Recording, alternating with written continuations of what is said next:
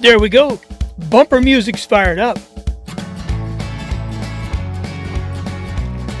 Welcome, everybody. Welcome back to episode 2 of Roads, Trails, and Rabbit Holes. My name is Tom, your solo host for today's episode. I get the paper, I check the headlines, and decide that I am bored. I like that song. What can I say? What do we have on today's show? Let's do a really quick coverage of what's going on today. I'll kick that down. We are, this episode is titled Storing Gear for 4 Years, What Survived. I have had all of my backpacking gear in storage since June, early July of 2022. I've dug it all out. And going through everything and doing a little work with AI, deciding what to stay, what to replace. And the answers may or may not surprise you. But yeah, there's some gear that's just got to be replaced. That's just all there is to it. And we will do that. I'm also going to talk about tarps versus tents because I am really on the line on that one. I'll tell you why. Plan B in case there's fires in the Sawtooth, which there often is, or the weather report for that week just looks bad. So I figured out a plan B and a plan C for my daughter Kate and I when we do the Sawtooth trip. As you already know, I'm going to say, if you watched episode 1 anyway, or listened to it, I am laser focused right now. We are just over 30 days away from our Sawtooth trip, northern Idaho, Sawtooth Wilderness Loop. We went there 4 years ago, got our butts kicked, and we are going to return with hopes of conquering it. So let's just jump right into gear that worked, gear that, or I should say gear that'll work this year that doesn't need to be replaced, and that doesn't. And I'm not covering everything. I'm just mainly covering the things that that you really need to look at. But I'll do this with a precursor. One of my saving graces that saved me a lot of money is everything I have, shelter, sleep, backpack, all of that stuff was clean when I put away properly, and stored in my studio, which is actually in the unfinished basement of the condominium. First rabbit hole. Wrong side. This screen door, this sliding door, that's just one of those cheap accordion doors. We bought the condo in 2017. I moved the studio into the basement. The wall I'm facing and the wall to my right are concrete walls. However, one of them is finished with sheetrock. The other I put paneling on. These other two walls are actually a little more acoustically designed. This one is carpeted on this side. So that absorbs a lot of noise. It's a good sound studio. I put that first door up in 2017 when I built the studio and needed the door. Accordion door is fine. It keeps the cats out, and you guys don't have to see our washer and dryer. It's a beautiful thing. However, that door died less than a year ago. And what happened is the top rail that the accordion door slides on has these little plastic clips that it clips into, and those clips break. And it took, from 2017 till the beginning of, it was probably the end of 25. So I got 8 years out of that first door. This one hasn't been a year old, and they're already breaking. And it irritates me because it was like a $15, $16, $17 door. It was cheap, but that's all they have. So I'm going to have to go online and find something maybe a little bigger, a little more durable. A curtain would work, but it wouldn't keep our two house cats out of the studio, and that is a necessity. So that's kind of where I am on my rabbit hole today. We will continue on. Let's talk about what worked and what didn't, and what still may be a problem and kind of unsolved. And I'm just going to start with the obvious. Since we got our butts kicked and did not finish the trail, Kate and I both had a few of these left over. Now, we were using bear cans that time because I was under the understanding they were required. They are not. Maybe they were then and aren't now. I don't know for sure. But that bear can's a 2.2 pound hit, and if I can dump it, I'll dump it. But to use the bear cans and to fit everything in there, we actually kept our day one meal in a separate bag so we wouldn't have to store it. And then when we had our day one dinners, we kept these pouches. We just rinsed them out and kept the pouches. So day 2, day 3, day 4, we actually emptied those out into freezer bags and put a little piece of tape on them, marking what they were. That saved a little weight, and it saved a lot of room in the bear can, because when you can take all of the extra fluff out of those bags, you save some weight. However, these do have a expiration date on them. Now, we bought some fancier ones. These mountain houses are a little better. The one I'm looking at now, I just purchased like 2 weeks ago. I bought 2 of these. These are beef stews. My problem with these meals are carbs and fiber. Now, this one, if I eat the whole package, it's 48 grams minus 6 grams of fiber. So that's 42 grams of carbs. That's a little bit high for me in the dinner, especially when you consider a lot of that's potatoes. There's not much in added sugars. But being diabetic, I need to watch that. Most people don't. I can't do the mac and cheese. I can't do the biscuits and gravy breakfast. You might think, well, you can do them. You're going to burn off the carbs. Well, the problem is I have the carbs and I spike, I burn them off, and I crash. So I need to avoid the crash. And I avoid the crash by limiting my carb intake. And no, I'm not going keto. I'm just limiting the carb intake. Keto plays a role in that. So those designer ones, the nicer ones that we bought, better than Mountain House quality-wise and taste-wise, those had a 2-year expiration date on them. And I don't know if they're still good or not, but this is 4 years out. I had 2 of those left. I tossed them. Kate and her kids had fun eating those at home and used up all the ones they had. And actually the ones that I had that were still in the baggie I used. I did, like I say, I had, I think, 2 left in the foil pouches. So I don't have anything I can reuse. I'm going to have to buy all new. Like I say, I bought 2. I'm going to buy 4 more. The plan is to stay at the trailhead the first night and get used to going from not much above sea level to 5,600 feet and adapt, because we're going to climb up to 97 probably the first day. If we have any problems, we'll go backwards. I know there's a place to camp at about 6 miles in, but boy, that puts us way behind on a 70-mile loop in 5 days. So there we go with the food. Next on the list, and these are in no particular order.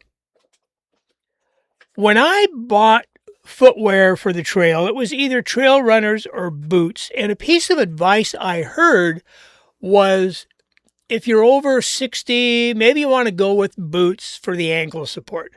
And I'm 65 now. I was just before my 62nd birthday when we went last time. So I went with these. They are Keens, I believe. Yes, they are. Oh, no, excuse me. They are Merrells.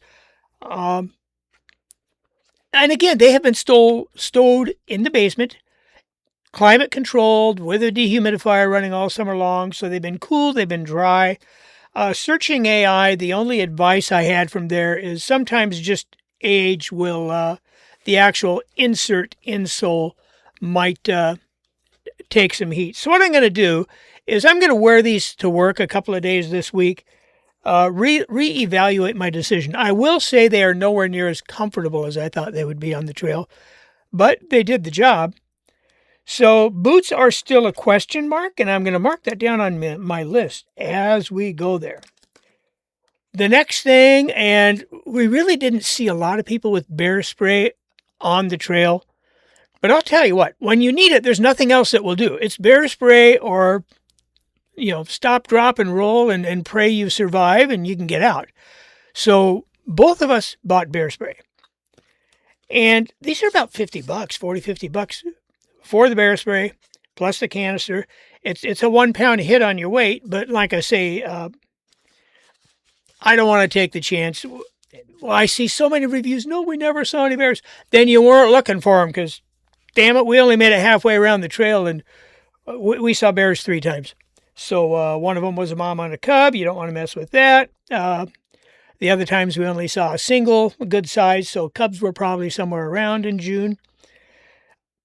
We got to buy new bear spray. Now, here's the catch. We've yet to 100% pin down drive or fly. If we fly, you can't take this on a plane, which means you buy it there and then you give it away before you leave. So it's a $50 loss, but $50 one way or the other is not going to kill me. But bear spray definitely needs to be replaced. Next on the list, okay, I use just the the little screw it on the top of the jet. I do not use a jet boil. I'm not paying the money. I'm not taking the hit on weight. I don't even remember the name of it. I bought a pretty good brand of cook stove, and somewhere in here I have the weight written. It's very light. This is the canister we took last time. So this thing has been here for 4 years. It's still probably over 3/4 full. I weighed both of these, and this tells me there's a lot of fuel left. The catch is some of the gas, since it's been used, could have, little by little, the pressure could have leaked out, which is also the problem with the bear spray. The reason it expires is because A, the propellant kind of disintegrates over time, and B, the actual repellent, the pepper stuff that's in it that the bears don't like, also degrades over time. For $50 savings, I don't want to take a chance and think, man, I hope that stuff's still good. So it's getting replaced. My decision on these after reading up and doing a little research, and I use AI a lot for this, and then I verify everything I find because AI will lead you wrong and it will tell you what you want to hear quite often. So this one is staying home. I might use that for some local trips, but I'm not throwing it away. It's still 3/4 full. And these are the bigger cans, not the smaller ones. You can see compared to my head, and I don't have that great big of a cranium. This one will go with me because it is unopened. So that should very easily do coffee and hot water in the morning for my hot cereal and dinner at night. So I'm good there, but the lesson learned is if you have one open and it's more than a year old, I don't know. It's totally up to you and how far away from your car you're going to be. Our farthest point in, once you hit a certain point, Stanley is 20 miles off the trail on the other side of the trail. So at any point, we could be 30 miles away from, we can't heat water anymore. So, you can cold soak that food, but I don't want to do that. Next item on the list, as long as we're on spray cans, let's talk, here's the other can. I have two things here. I have bug repellent in a big can. This can did not go with me, and it's not going this time. This stuff has a shelf life for how good the DEET is after just sitting for years. And if I bought this in 2022, so it's 4 years old. It was manufactured in 2021. It's still about half full. It still sprays, but it's 5 years old. I can't count on the effectiveness. This stuff is cheap, and I'm just going to buy something small, nothing that big, but that's garbage. Next, I am a big fan of paramethin, insect repellent. This stuff you spray on your clothing. You can spray it on your tent, and it does work. You can spray it on your boots. It'll actually go through the washer a few times. It's supposed to help for 2 or 3 months before you have to reapply. Effective for 6 weeks, non-staining. I did this last time about a week before we left, and I sprayed everything I was going to wear. The catch when you use this stuff is outdoors. Wear some, neoprene gloves, just the stretchy gloves. You want to wear gloves, and you want to wear a mask. One of my favorite YouTube channels is Outdoor Gear Review. I think Luke does a great job. I envy him for the locations he has to shoot. If I had those available to me, I wouldn't be doing a podcast. I'd be doing a YouTube channel. When he's showing how this stuff works, no gloves, no mask. He's just outside spraying it everywhere. He's smarter than that. I'm surprised he does that. Anyway, this stuff is no good anymore. I don't think it has the potency, and everything I've read tells me the same thing. I don't see an actual manufacturer or date on this anywhere of when it was made, but I know I bought it 4 years ago, and it could have been sitting on the shelf for 6 months to a year. So that has to go. Everything bug repellent has to go. Now, a couple of things that surprised me. I bought for the last trip And these were expensive. This one was probably 40 or 50 bucks. It is an Anchor charge block.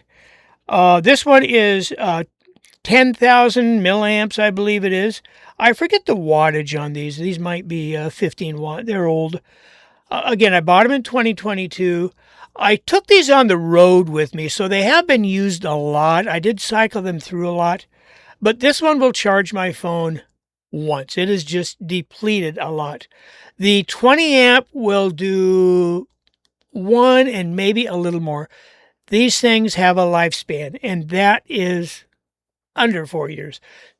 But the good news is the price of this stuff has gone down. So I have two of these. Again, these are Anchor. The interesting thing is this at 10,000, and this weighs in at about 14 ounces, I believe. No, this is a little lighter. The other one weighed in just a shade under a pound.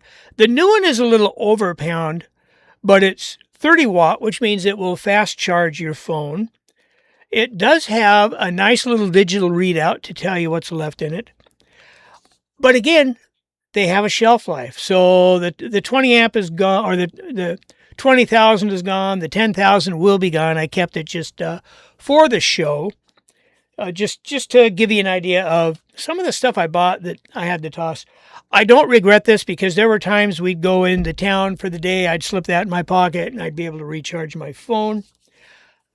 49 bucks for this though. I did buy two of them, and if I can, I will take them both because I would like to record some video footage up there and put that on the YouTube channel. So let's see, what else do I have? This is another one. Again, a battery operated device. I'm unsure about what to do with it. This is the Garmin InReach Mini 2. This was, I think I blew like 300 bucks on this thing. These were not cheap. I bought it when it first came out in 22. Now there's an InReach Mini 2 Plus and everything. I did go in and I updated the firmware. Here's the catch with these. I turned it on the first time, left it down here in the basement. The battery, I charged it up and it was dead in a day. And I'm thinking, crap, I need a new battery. Well, Garmin says these things are non-serviceable. So they say when the battery wears out, you toss it. That is an expensive toss, and I don't know if I'd replace it with another InReach today. I'll talk about that in a minute. What I learned searching AI is when you turn it on, it is searching for a satellite signal. Once it finds a satellite signal, it backs down and it takes very little draw. There's also settings in here like how often you want it to ping. You can set these up in such a manner, and depending on your plan, that your family at home can see where you are every 10 minutes. It'll ping and they can watch online. I don't have that plan. Here's what I want to be able to do with this. I want to be able to send and receive a text at the end of the day. And I want to be able to push the emergency button and get the hell out, or text home and get some advice, or whatever the case may be. But I do want the emergency button. I do want the ability to send and receive a text, and I think that's neat. But I don't want to have to replace it. So I took it outside, turned it on, left it on the roof of my Jeep, a good setting because the roof is black. It was a sunny, hot day in Wisconsin, and it went very slow. This will go a solid day or so without a charge, maybe even 2 with all of the settings set right. And if I don't use it, you can Bluetooth it to your phone to text. I'm not going to do any of that. I'll just do it from the phone. I did it last time. Is it a pain in the ass? Yeah. Does it save some battery? Yeah. I am going to look into, there's a franchise called YouBreak iFix, and just see, can they change it and what is the cost? And you can also buy batteries online. My fear is, by the way, guys, I don't edit this stuff. I say the wrong word, you hear it. I make a mistake, you hear it. This is live to drive. So my fear if I buy a kit myself, is it a Garmin battery? Is it a compatible battery? Is it a good enough battery? Or am I replacing a 70% worn out battery, or a 70% battery with a new battery that's only capable of 70%. So I don't know if I'll go that route, but they may have a factory battery there. But I don't want to tear it apart myself. It was an expensive piece. I may spend the money and replace the battery. I have to talk to them. Speaking of batteries, one more thing. This phone was brand new. Yes, that is my, where did the screensaver go? That is my beautiful bride and I, for those of you watching on YouTube. My concern with the phone is it's at about 75% battery strength now. I want to get another 3 years out of this this phone. I'm going to let the cat out of the bag on this one. I'm not planning. It is a possibility, and it would be my best opportunity of doing the Appalachian Trail. I'd like to try and through hike it in 2031. My odds of actually making it and pulling it all off are maybe 30% at best. A lot of stars have to align to pull that off. So if I do that, that 7-year point is when I would replace this. And about the 7-year point is when Apple stops giving you the updates you need to get full service out of your phone. But I'm not the kind of guy who, as soon as a phone is paid for, you run out and you upgrade to the next phone. I just don't see that. I want to get, I paid, $50 a month for 3 years for our two phones. I would like to not pay that $50 a month for another 3 or 4 years. It was nice to see that cell phone bill drop. When I was on the road, I had USA, Canada, and unlimited tethering. That was about $265 a month for Chris's phone with US coverage and mine with the international and the tethering. We did travel a lot into Canada. A lot of tours went up into, from Moncton all the way over to British Columbia. I've been all over up there. So it was a neat feature to have. I'm glad I had it. When I got home, I dropped the tethering and I dropped the Canada. Like I say, it was a $65 a month hit. The one thing that was kind of hard was I was grandfathered in. They don't offer that plan anymore, but I don't see myself needing it. And I'm sure there are other plans where I could get what I need. If my needs changed, I don't see them doing so anywhere in the near future. So for $65 a month, that's $650, $780 a year for something I'm probably not going to use. So that went. Other gear that kind of surprised me. I did a little bit of winter camping in the Jeep using my, this is a River Country air mattress.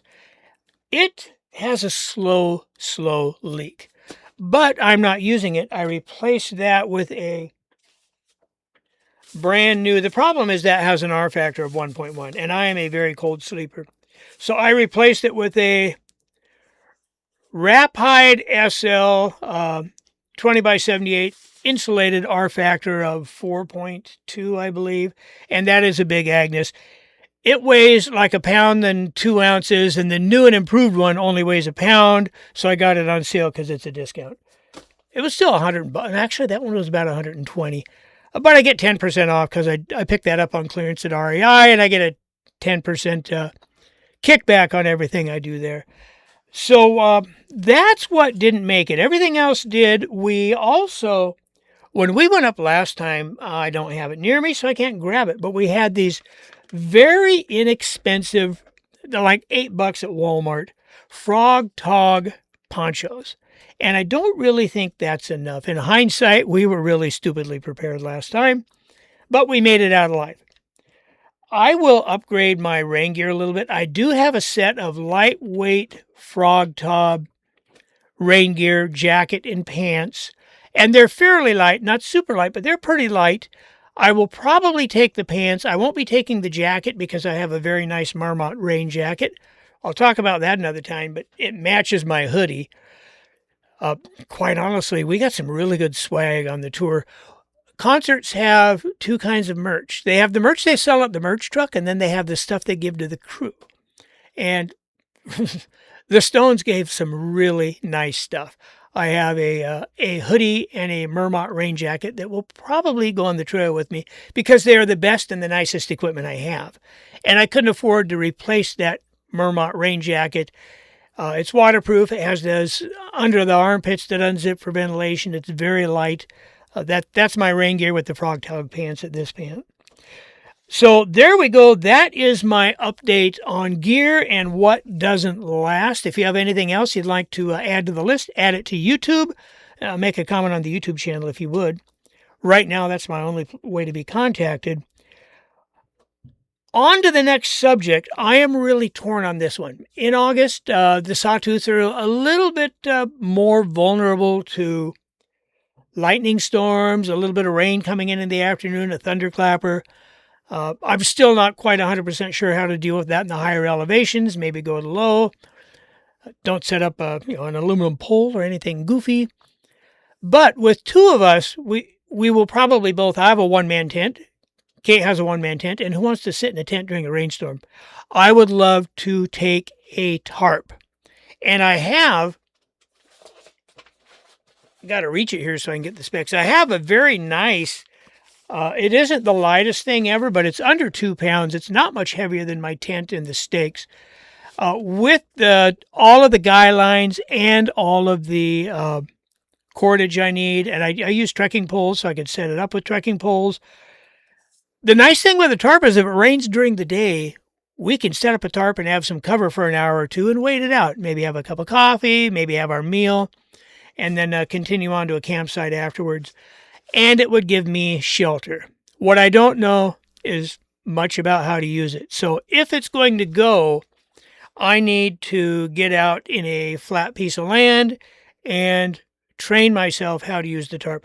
But I'm really torn. The downside with a tarp is you really don't have any. I can take a ground cloth, the same thing I'd put under one of the tents, pretty easy.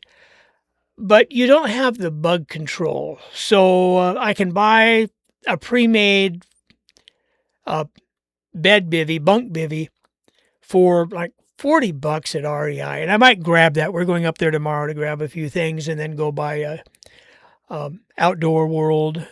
Used to be Cabela's, now it's Outdoor World, but it's still Cabela's. I don't know the answer to why one is the other. But I'm going to take a look there at some things too. But I need to go master that thing, and then if I need the bed bivvy, the only catch with the bed bivvy is inside the tarp. It's suspended above. It's kind of a pyramid design, so it hangs from the top. And I have to figure out what in the top is going to hold it up. Maybe I could guy line between the two trekking poles and do it that way. It doesn't. It's 5 ounces. So if the bottom is underground under the pad, it's probably only supporting 3 ounces. So I think I just answered my own question. Thank you for letting me talk that one out. So the tent, the tarp, I'm divided. If you guys have any good YouTube links for setting up a tarp, pop it in a comment, please. I'll be talking about the comments a little farther down the line here. Okay, the other thing we need for Sawtooth, if we look at the weather and the fire reports, they've had fires up there before. Fire could keep us out. It had a big fire, I think, in 23 or 24. Everything's good right now, but that's a hot spot up there, so we will be watching that. And also, if the weather report is just pure junk, we will shift to a plan B. So knowing the AT is in the back of my head, and it was really hard to decide whether to do one of these as number one because it's the AT. But darn it, Sawtooth kicked our butts. We need to go conquer it. And Kate and I agree on that. So our plan B is to do a section of the AT. We could spend a week out on the AT and have fun. And I have narrowed that down to the Shenandoahs, or what's the other one? I can't read my own writing. The Roar Highlands. Again, I can't read my own writing on that. I wonder if I have it written down somewhere. But those are our plan B, and I guess maybe even possibly plan C is hit the AT and just do maybe an 80-mile section hike on that.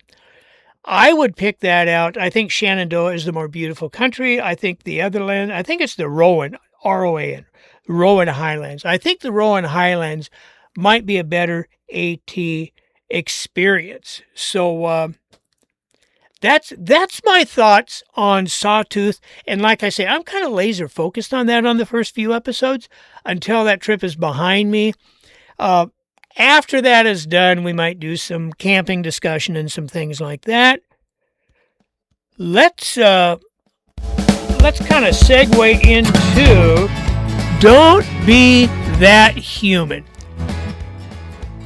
And I'm kind of going all over on this on things that just make us safer, smarter, better people.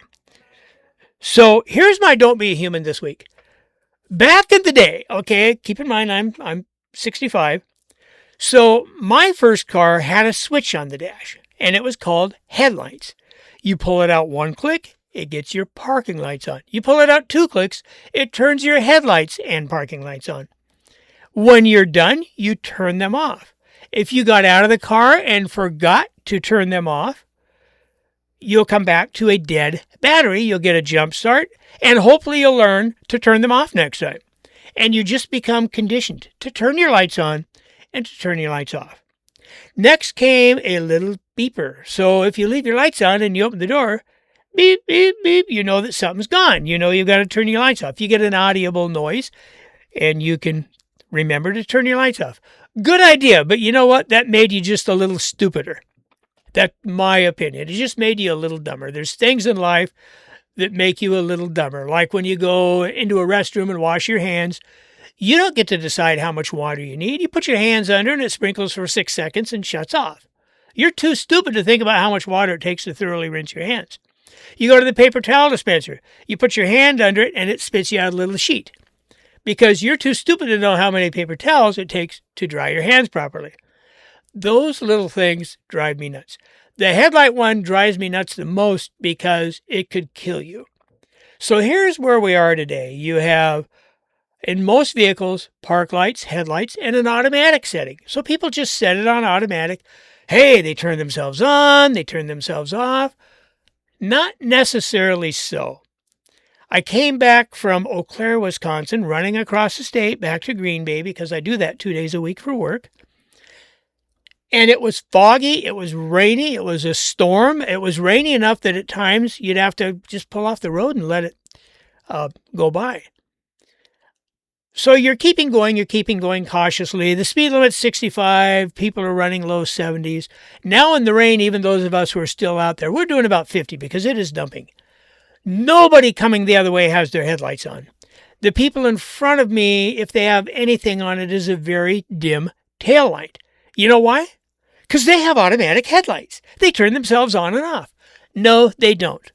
When you get in your car, if you need the headlights on, turn them on. If it's foggy, turn them on. If it's rainy, turn them on, especially if you're in one of these little gray or little white or little cars that just blend in with the fog. I mean, there is a don't be that human that, number one, is very possibly going to get rear-ended, causing damage to the car behind them, whose fault it's going to be, but you still have a wrecked car. They have a wrecked car because you were that human. Learn how your lights work and stop using the automatic setting. Just get in the habit of turning them on, turning them off. We have two Jeeps. We have a Cherokee and we have a Wrangler. I drive the Wrangler. It's old. It doesn't have that automatic feature. I turn them on. I turn them off. My wife drives the Cherokee all the time, and that has an automatic setting, and we never use it. We turn the lights on. We turn the lights off. Some of these safety features are good. Like in the Cherokee, if there's a car in your blind spot, it'll light up a little triangle on your mirror. So when you look in the mirror, you see the triangle, you know something's back there. Okay, that's true, but trust but verify. Wherever that sensor is, it can get dirty. Things can go wrong. So you see it, and it's a warning, but it's not a warning, don't move or do move. It's a warning to look twice. Usually there's going to be something passing you. But guys, those headlights, just learn to turn them on. That is the end of Don't Be a Human. Again, I am going to do a gear that works, cheap gear that works, inexpensive gear that works. When I went out and did the tours, at the end of every tour, you started something, you saw it through, you've driven sometimes all over the U.S. and Canada, you've worked your tail off, and often I would buy myself a reward at the end of that tour. This is your reward, and we're not talking thousands of dollars. We're talking sometimes $100 article. I went out after my first tour and spent $150 on a really nice pair of designer sunglasses. And I wore those a lot, mostly while driving. My problem is I need readers. So taking the glasses off, putting the glasses on, it just became, it's a pain in the butt. So you're wearing sunglasses, you're driving. I can read the speedometer. I can't really read the GPS. I can't really read a few things on, because every truck now has a tablet that is our connection to our company. They're sending messages. And yeah, don't read them while you drive. In the tour industry, you kind of have to. So there's a lot of things I need to be able to just glance down at and see, and I can't. The other catch is with the GPS, if you mount it high and you have readers on the bottom, you have to tilt your head way up to see out of the bottom of your glasses. Working underneath your cars and kind of the same thing. So your readers on, readers off, sunglasses on, sunglasses off. As a rule, my GPS will never be mounted above my dashboard. I don't want anybody being able to see if I have a phone, what I'm doing with it, and where it is. It's none of their business. I am a big advocate of leave your phone the hell alone while you're driving. But I do want to be able to glance down and see where I'm at if I'm using that GPS and things like that.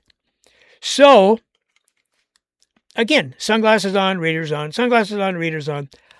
I found, okay, a little noise here. I'm actually putting these on. I found these, and these were $20.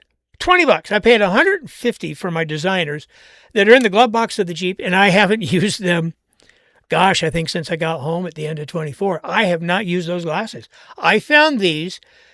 You can't see it from the outside. They're decent. The style's okay. And again, $20. And I got to put the other ones on. See if I can give you guys a name. Where you find these is at stores that cater to people who work for a living. These are called iTools. EYETOOLS. I bought these at our local Fleet and Farm store, which is kind of an everything department store, but they cater to, in our case, the beef farmers, the dairy farmers, the hobby farmers. So there's a lot of stuff like that in there, but it is a working man's store. If you're looking for Carhartts, you go there. If you're looking for durable stuff, you go there. But again, $20 for these things, and I've had them for a year and a half. They don't come with a fancy case like the $150. I can't even remember what brand those are. I keep them in a Royal Crown bag. Yeah, there we go. There's my Crown Royal bag.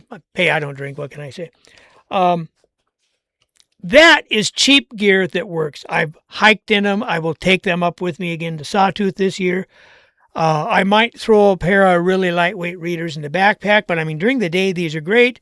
I can look down and read the dashboard. I can look through the clear portion at top because just the bottom of them are readers. And you can buy them in strength. You can buy them in just like a reader. You need a 1.5, a 1.75, a 2.0. These are 2.5s because that's what I use. I love these things. These go with me everywhere. And like I say, I haven't put the old ones on in a very long time. With that, this is the final segment, behind the scenes. Just what's going on in the podcasting world with me as it pertains to this show. As you guys know, if you're watching this, as I'm recording this is actually July 6th. My plan is to record quite a few shows to start the feed with, enough to jump ahead of the game, and buy myself like a month's leeway. So I'm always recording a month ahead. One of the things I swore I'd never do again, my first podcast, I did 100 episodes and then I parked it. And I found it a little frustrating, not because of the podcast, because of the audience. I met people on that first podcast that I'm still friends with today, and I've told you about Harold last time, but I had some of those people that came to our house, sat in our living room, people I went and had coffee with in their towns, a couple of guys from the trucking podcast that when I was on tour saw where I was because they're friends with me on Facebook, and yeah, they came out and picked me up, and we went out and had dinner. I've been to some homes. I have met some wonderful people, and this is a community building thing. But one of the things I swore I would never do is podcast alone. I told my wife when I parked that one, I'm done, but I really would like to keep podcasting. And that was when my son and I launched the trucking podcast together, and we did 100 and something episodes of that.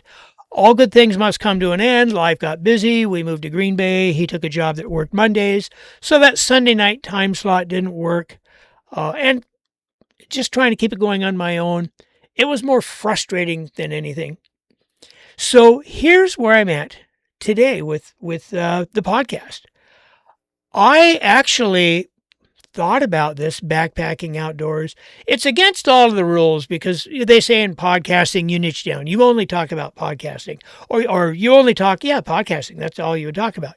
I should only talk about backpacking. I should only talk about RVing. I shouldn't be roads, trails, and rabbit holes where we're probably going to cover a little bit of everything. But I'm not doing this for the reasons I did the trucking podcast or the Jesus Freak Trucker Show. That was my first one. I am doing this just to see if I can build a little bit of community. I'll never get the downloads I had on the other ones. There's too many podcasts to choose from. And let's face it, I'm not that good.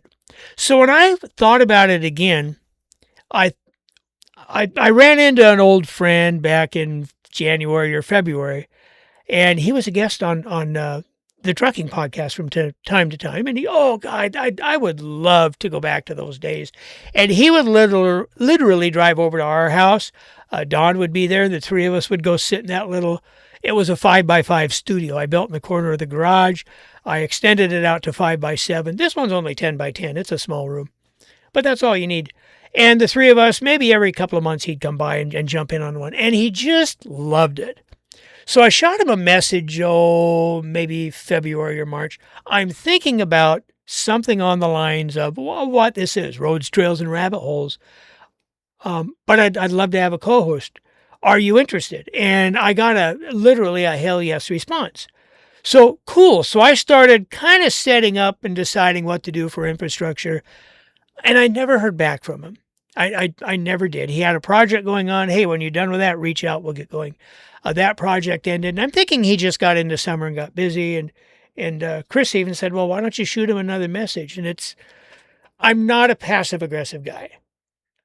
So my thought process was, I don't want a co-host that's not, hell yes, let's do this thing. If he wants to be a guest on the show, he's welcome anytime he wants, and we will figure it out.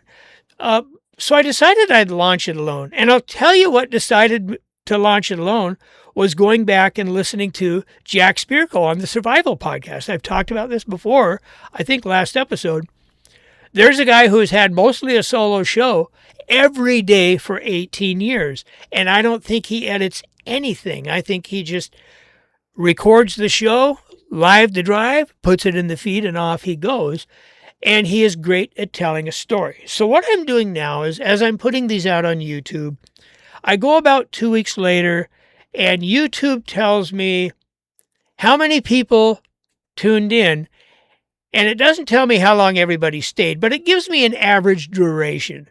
Because, 20 people are going to tune in, which is all I'm lucky to get around now, I would guess.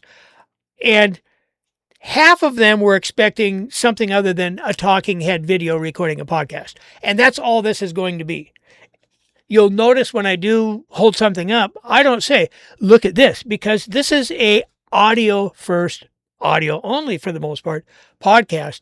I just like being able to do this. I think those who really want to see what's going on, and oh yes, my backpack is missing this week because it's on the ground behind me. I want the people who really want to see what goes on behind the scenes to be able to tune in and look. Eventually, maybe I'll find a time slot that works and we can do these live. There's reasons within YouTube that I need to do them as a podcast. We'll talk about that another time.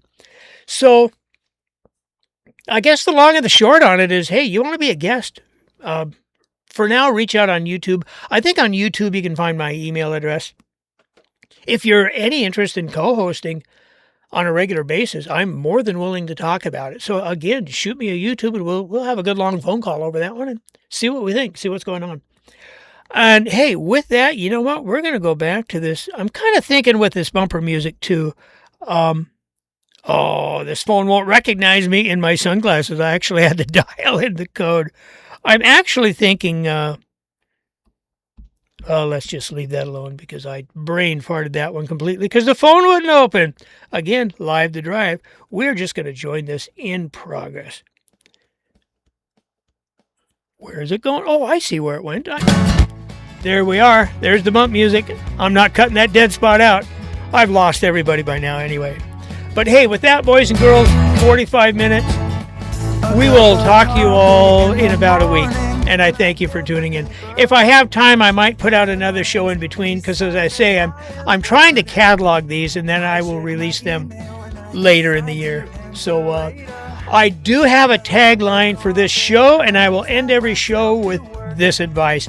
These are words I live by. Stay humble, stay frosty, embrace the suck. Those 3 rules have gotten me through life very well. Boy, that volume control is really touchy. See y'all in a few days. I'm sitting there at work and I realized I forgot to wake up. I can't be productive when I'm dreaming about a sheep. I go upstairs and get myself another cup. I gotta listen to the song. I bought it. I get downstairs and then I spill it on the floor.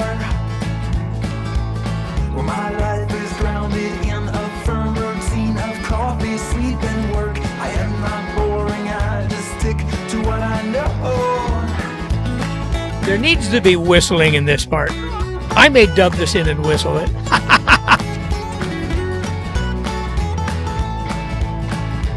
Okay, that's good, guys. I will see you all next week.